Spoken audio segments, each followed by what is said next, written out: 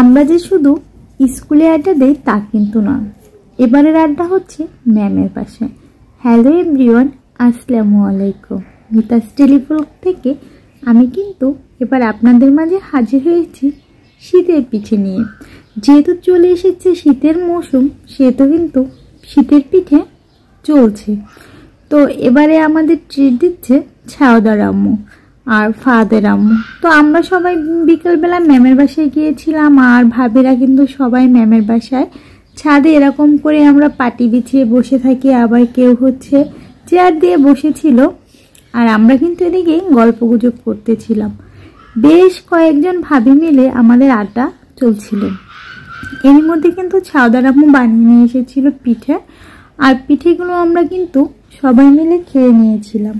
আমরা যেমন খেয়েছি বাচ্চাদেরও কিন্তু তেমনি দিয়ে আসা হয়েছে। আর ম্যামের বাসার ছাদে বসে আড্ডা তো বেশ ভালোই লাগে।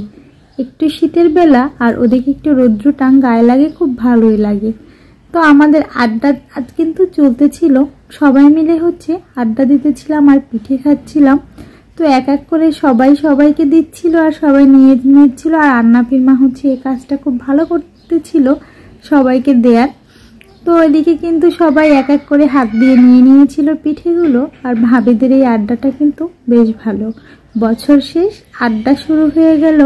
আর দেখেন আর ওদিকে সবাই কিন্তু গল্পের ছলে বসে আছে, এত এত গল্প করতেছে সবাই, এ যেন এক অন্যরকম। তো মিস করব সব ভাবিদের, কারণ বছর তো শেষ, ক্লাস শেষ, আর যেহেতু আমি চলে যাচ্ছি সবাইকে অনেক মিস করব। এদিকে বাচ্চারা কিন্তু পড়াশোনা করতেছিল আর আমরা কিন্তু বাহিরে আড্ডা দিতেছিলাম। আমাদের এই আড্ডার ছলে কিন্তু বাচ্চাদের পড়ার কোনো ক্ষতি হচ্ছে না, কারণ যেই টাইমটাতে ওরা পড়াশোনা করে আমরা কিন্তু ঠিক ওই টাইমটাতেই আড্ডা দিই। তো এদিকে আবার পিঠে খেয়ে একজন আরেকজনকে বলতেছিল যে কেমন হয়েছে। তো পিঠে শেষেই ফাদের আম্মু কিন্তু আমাদের জন্য আবার চা নিয়ে এসেছিল। তো সবাই হচ্ছে চাগুলো খাওয়ার জন্য প্রস্তুত ছিল, আর সবাই কিন্তু চা খাচ্ছিল। তো সবাই মিলে চা পিঠে খাওয়া বিকেলবেলা সেই আসলেই অন্যরকম একটা ভালো লাগা কাজ করে। তো এই যে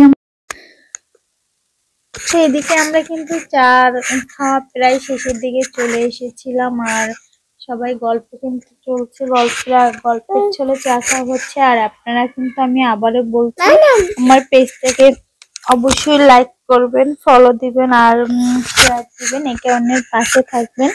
আমাদের চা খেতে খেতে কিন্তু বাচ্চাগুলো চলে আসছে, কারণ ওদের পড়াশোনা একেবারে শেষের দিকে চলে এসেছে। তো আজ আর বেশি কথা বলবো না, আর বেশি কিছু বাড়াবো না। আমি আবারও বলছি, আমার পেজটাকে একটু লাইক কমেন্টস করবেন আর পাশে থাকবেন। সেক্ষেত্রে যেখান থেকে আমার এই ভিডিওটা দেখছেন অবশ্যই শেয়ার করে দিবেন।